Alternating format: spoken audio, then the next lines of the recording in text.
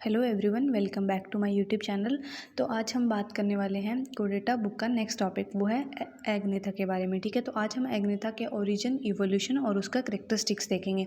तो हमें पता है कि वर्टिब्रेटा को दो डिविजन्स के अंदर बांटा गया था, वो था एग्नेथा और कैनेथोस्टोमेटा। वो किसके बेसिस पे था? जॉस के बेसिस पे। ठीक है, तो आगे हमें पता है कि एग्नेथा की दो सुपर क्लासेस है, वो है ऑस्ट्रोकोडम्स और साइक्लोस्टोमेटा। और एग्नेथा क्या होती है? जॉलस स्पीशीज होती है। ठीक है, इन्होंने बोला है कि जो प्रिमिटिव टाइप के जो वर्टिब्रेट थे, अर्लीस्ट फॉर्म थी लाइक अर्थ पर प्रिमिटिव टाइप के वर्टिब्रेट की, वो अपना एक क्रूशियल रोल प्ले करती हैं किसमें? जो एडवांस फॉर्म ऑफ वर्टिब्रेट के फॉर्मेशन में। ठीक है, आगे इन्होंने बोला है ओरिजिन इवोल्यूशन ऑफ एग्नेथा के ओरिजिन इवोल्यूशन देखते हैं। तो एग्नेथा क्या है? हमारे पता है कि एग्नेथा का मीनिंग क्या होता है? जॉलेस, मतलब कि जिनके पास जॉस नहीं होते। और इन्होंने बोला है कि वो कब, मतलब कि इनका फॉर्मेशन या फिर इनका ओरिजिन कब हुआ था? 500 मिलियंस ईयर्स एग हुआ था। किस टाइम पे हुआ था? कैम्ब्रियन पीरियड के अंदर हुआ था। इन्होंने बोला कि ये जालस फिशेज है जिनके पास क्या नहीं होता? एक तो इनके पास जाज नहीं होते, ट्रू जोस नहीं होते, और इनके पास पेयर्ड फिन नहीं होती, और इनके पास स्केल्स नहीं होते। ठीक है, आगे इन्होंने बोला है कि तभी ये इनको बाकी जो वर्टिब्रेटा ग्रुप है उनसे अलग बनाती है। ठीक है, आगे इन्होंने बताया गया कि Agnatha is a consider a basal group in vertebrata. अब इन्होंने बोला है कि एग्नेथा एक बहुत ही मतलब लाइक जो इनका बेसल पार्ट, जो इवोल्यूशनरी ट्री होता है उसका जो बेसल पार्ट है वो एग्नेथा उसके अंदर एक इम्पॉर्टेंट रोल अपना लाइक प्रोवाइड करता है। ठीक है, तो अब हमें पता है कि एग्नेथा की एक सुपर क्लास है ऑस्ट्रोकोडम्स, और वो भी क्या होगी? जारलेस फिशेस होगी। बट इनके अंदर एक स्पेशल कैरेक्टरिस्टिक ये है कि ये आर्मंड होती है।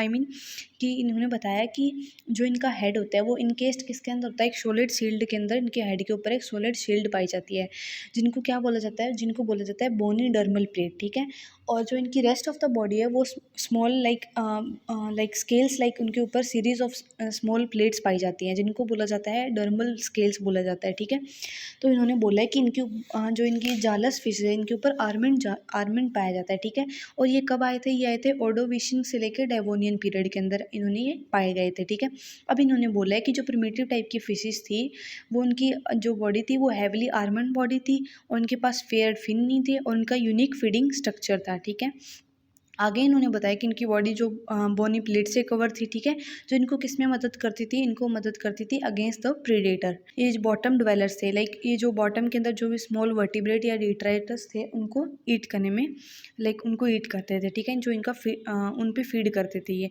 अब हमारे पास है साइक्लोस्टोमेटा। साइक्लोस्टोमेटा क्या होते हैं? कि ये लैम्प्रे और हैंग फिश होते हैं। ठीक है, इन्होंने बोला है कि दे हैव ओनली रिप्रेजेंटेड, मतलब कि इन्होंने बोला जो एग्नेथा की दो सुपर क्लास है हमें पता है, एक तो थी ऑस्ट्रोकोडम्स और सेकंड है हमारे पास साइक्लोस्टोमेटा। तो जो ऑस्ट्रोकोडम्स है वो एक्सटिंक्ट हो चुकी है, और जो साइक्लोस्टोमेटा है वो ओनली रिप्रेजेंटिव क्या है? वो लिविंग क्लास है उनकी एग्नेथा की। ठीक है, तो ये भी जालस है फिशीज हैं। बट इनके अंदर इन्होंने बोला है कि इनके अंदर जो प्रिमिटिव टाइप के जो हमारे पास फीचर्स या करेक्टर्स देखे गए थे वो इनके अंदर प्रेजेंट है। लाइक कैसे? जो प्रिमिटिव टाइप के फीचर क्या था? कार्टिलेजिनस स्केलेटन होना, वो क्या था? इनके अंदर पाया गया था।